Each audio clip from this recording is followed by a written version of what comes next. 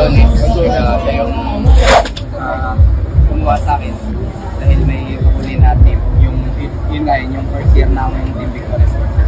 Anong background mo? Saan ka nag-start ng mag-cycling?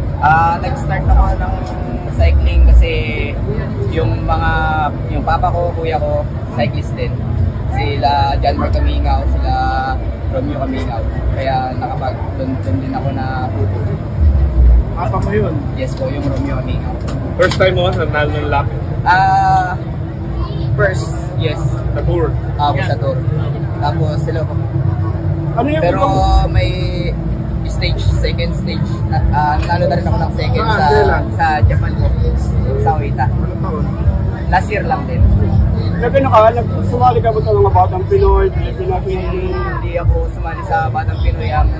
Nasalihan ko lang yung junior ng national championship tsaka yung sa elite na under 23. Yung sa junior dati pangatlo ako, tapos sa under 23 last 2 years ago wala ako nakuha, tapos nung ngayong elite wala rin ako nakuha. Ano naging strategy niyo?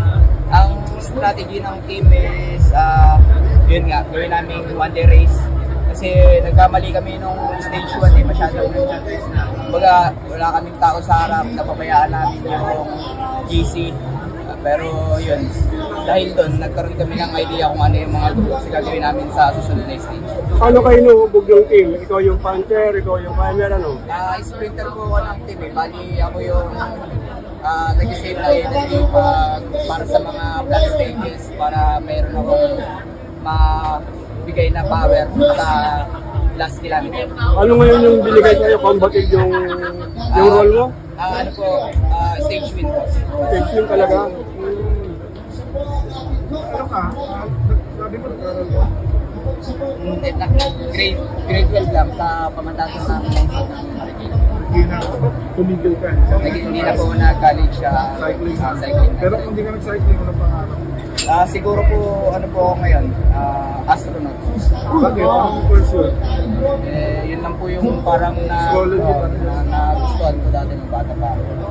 Hindi mo tinuloy? Hindi po parang yun, dahil sa cycling yung papa ko, tapos nagustuhan ko na rin. Simula nung nag-training camp kami ng Europe, na lamang ko kung ano yung totoong cycling.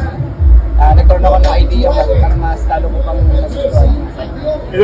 Ilang buwan kayo sa Europe nag-train? 3 months, tapos siguro pinakamatagal 4 months.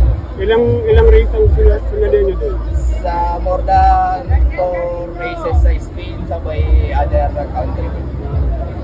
Saan sa Marikina ka lumaki? Sa Fortune po, Victoria Hills. Sa Marikina kasi parang uso din ng bike, doon ka ba nagsimula? Yes po, doon po nag-ikot-ikot nung bata pa ako. Mga ilang taon ka doon? Siguro 10 years old ako, naka-rubber shoes pa. Kasama ko yung tatay ko, nasa likod ako lagi. Sinong inspiration mo? Romeo Camingaw po. John Mark Camingaw. John, yung sa Navy. Yes po.